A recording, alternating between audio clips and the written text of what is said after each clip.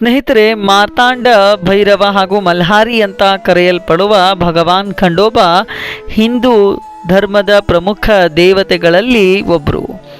ಹೆಚ್ಚು ಭಕ್ತರನ್ನು ಹೊಂದಿದ್ದು ಉಗ್ರ ಹಾಗೂ ಶಿವನ ಅಭಿವ್ಯಕ್ತಿ ಅಂತ ಕೂಡ ಹೇಳಲಾಗುತ್ತೆ.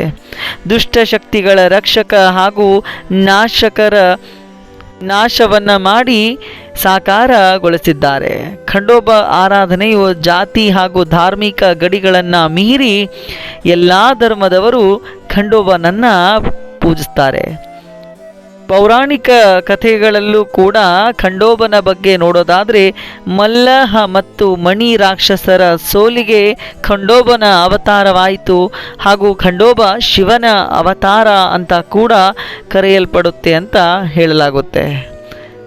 ಮುಖ್ಯವಾಗಿ ಖಂಡೋಬನ ವಾಸಸ್ಥಾನವು ಮಹಾರಾಷ್ಟ್ರದ ಮಹತ್ವದ ಯಾತ್ರಾ ಸ್ಥಳವಾದ ಜೇಜುರಿಯ ದೇವಾಲಯವಾಗಿದೆ ಅಂತ ಹೇಳಲಾಗಿದೆ.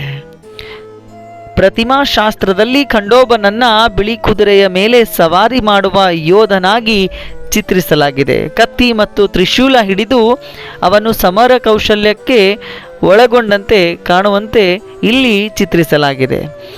ಅವನೊಂದಿಗೆ ಅವನ ಪತ್ನಿಯರಾದ ಮಲ್ಸಾ ಮತ್ತು ಬನೈ ಹಾಗೂ ಖಂಡೋಬನ ಹಿಂದೆ ನಿಷ್ಠಾವಂತ ಒಂದು ಶ್ವಾನ ಕೂಡ ಇರುತ್ತೆ. ಅವರು ರಾಕ್ಷಸರ ವಿರುದ್ಧ ಯುದ್ಧಗಳಲ್ಲಿ ನಿರ್ಣಾಯಕ ಪಾತ್ರವನ್ನು ವಹಿಸುತ್ತಾರೆ. ಖಡ್ಗವು ಯೋಧ ದೇವತೆಯಾಗಿ ಅವರ ಪಾತ್ರ ಪ್ರತಿನಿಧಿಸುತ್ತೆ. ಆದರೆ ತ್ರಿಶೂಲ ಭಗವಾನ್ ಶಿವನೊಂದಿಗೆ ಅವನ ಸಂಪರ್ಕವನ್ನು ಸೂಚಿಸುವ ಶಿವನ ಅವತಾರ ಖಂಡೋಬ ಆಗಿದ್ದಾರೆ. ಮಣಿ ಎಂಬ ರಾಕ್ಷಸನು ತನ್ನ ಮರಣದ ಮೊದಲು ಅರ್ಪಿಸಿದ ಬಿಳಿ ಕುದುರೆ ಖಂಡೋಬನ ವಾಹನವಾಗಿ ಕಾರ್ಯನಿರ್ವಹಿಸುತ್ತದೆ. ಇದು ವೇಗ ಮತ್ತು ಶಕ್ತಿಯ ಸಂಕೇತವಾಗಿದೆ. ಒಟ್ಟಾಗಿ ಖಂಡೋಬ ಶ್ರಮದಾಯಕ ರಕ್ಷಕ ಮತ್ತು ಭಕ್ತರ ರಕ್ಷಕನಾಗಿ ಗುರುತನ್ನ ಎತ್ತಿ ತೋರಿಸುವ ಸಂಕೇತ ಖಂಡೋಬ ದೇವರು. ಖಂಡೋಬನ ಬಗ್ಗೆ ದಂತಕಥೆ ನೋಡೋದಾದರೆ, ಮಲ್ಲ ಮತ್ತು ಮಣಿ ಎಂಬ ರಾಕ್ಷಸರ ವಿರುದ್ಧ ಅವನ ಯುದ್ಧ ಆಯಿತು. ಈ ರಾಕ್ಷಸರು ಅಜೇಯತೆಯನ್ನು ವರವಾಗಿ ಪಡೆದುಕೊಂಡು ನಂತರ ಜಗತ್ತನ್ನು ಭಯಭೀತಿಗೊಳಿಸಲು ಪ್ರಾರಂಭ ಮಾಡ್ತಾರೆ. ಎಲ್ಲಿ ನೋಡಿದರೆಲ್ಲೂ ನಾಶಗಳು, ಪಾಪಗಳನ್ನು ಮಾಡ್ತಾ ಈ ಮಣಿ ಮತ್ತು ಮಲ್ಲ ರಾಕ್ಷಸರು ತಮ್ಮ ಅಟ್ಟಹಾಸವನ್ನು ಮುಂದುವರಿತಾರೆ. ಇದಕ್ಕೆ ಎಲ್ಲ ದೇವತೆಗಳು ಬಂದು ಶಿವನ ಹತ್ತಿರ ಕೇಳಿಕೊಳ್ತಾರೆ. ಪ್ರತಿಕ್ರಿಯೆ ಏನಾದರೂ ಮಾಡಿ ಪರಮೇಶ್ವರ ಅಂತ ಕೇಳಿದಾಗ ಭಗವಾನ್ ಶಿವನು ಅವರನ್ನು ನಾಶಪಡಿಸಲು ಮತ್ತು ಸೋಲಿಸಲು ಖಂಡೋಬನಾಗಿ ಅವತರಿಸ್ತಾರೆ. ಬಿಳಿ ಕುದುರೆಯ ಮೇಲೆ ಸವಾರಿ ಮಾಡಿ ಕತ್ತಿಯನ್ನು ಹಿಡಿದು ಎರಡೂ ರಾಕ್ಷಸರನ್ನು ಸೋಲಿಸ್ತಾರೆ.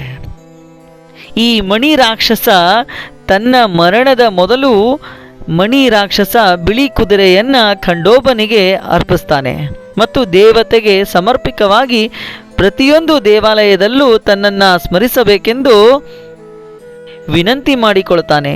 ಖಂಡೋಬ ಈ ವರವನ್ನು ನೀಡಿದನು ಮತ್ತು ಖಂಡೋಬನ ದೇವಾಲಯಗಳಲ್ಲಿ ಮಣಿಯ ಉಪಸ್ಥಿತಿಯು ಕೂಡ ಗೌರವಿಸಲಾಗುತ್ತೆ.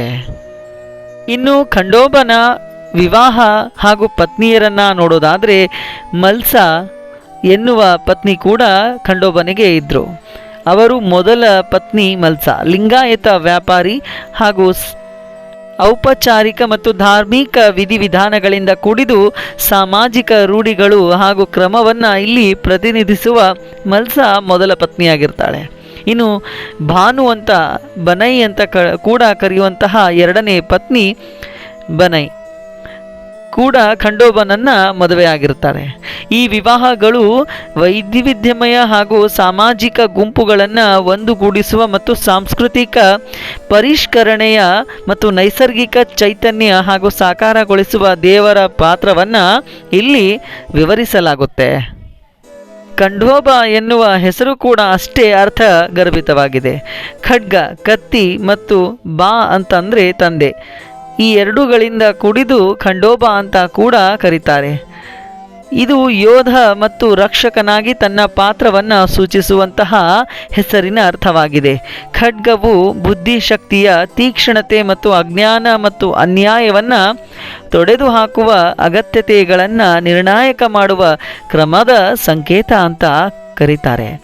ಭಗವಾನ್ ಖಂಡೋಬಾ ಅವರ ಕಥೆಗಳಿಂದ ಪಡೆದ ಪಾಠಗಳು ಸದಾಚಾರ, ಏಕತೆ ಮತ್ತು ಸಮತೋಲನ, ಅನ್ಯಾಯ ಎಲ್ಲ ಹೋಗಲಾಡಿಸಿ ನ್ಯಾಯದಿಂದ ಹೋರಾಡಬೇಕು ಎಂಬುದನ್ನು ಮಾರ್ಗದರ್ಶನ ನೀಡುತ್ತೆ.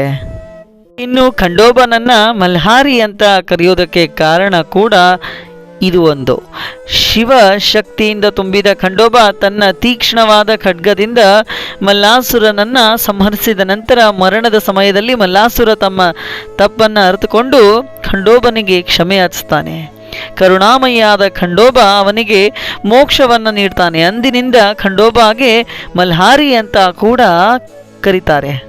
ಸ್ನೇಹಿತರೆ, ಅದೇನೇ ಆಗಿರಲಿ, ಖಂಡೋಬಾ ದೇವರು ಕೇವಲ ಪೌರಾಣಿಕ ದೇವತೆ ಮಾತ್ರವಲ್ಲ. ಶಿವನ ಅವತಾರದ ಜೊತೆಗೆ ಅವರು ಶ್ರಮ, ಧೈರ್ಯ ಹಾಗೂ ಸಮಾನತೆ ಮತ್ತು ಜನಸಾಮಾನ್ಯರ ಆಶಾಕಿರಣದ ಪ್ರತೀಕ. ಜಾತಿ ಮತ ಭೇದವಿಲ್ಲದೆ ಎಲ್ಲರನ್ನ ಒಟ್ಟುಗೂಡಿಸುವ ಆರಾಧನೆ ಅವರದು. ಭಾರತೀಯ ಸಂಸ್ಕೃತಿಯ ವಿಶಾಲತೆಯನ್ನು ತೋರಿಸುತ್ತದೆ. ದೇವರಾಗಿ ಮಾತ್ರವಲ್ಲದೆ ರಕ್ಷಕನಾಗಿ, ಮಾರ್ಗದರ್ಶಿಯಾಗಿ ಮತ್ತು ಶಕ್ತಿಯ ಸಂಕೇತವಾಗಿ ಶಿವನ ಅವತಾರ ಖಂಡೋಬ ಭಕ್ತರ ಹೃದಯಗಳಲ್ಲಿ ನೆಲೆಸಿದ್ದಾರೆ.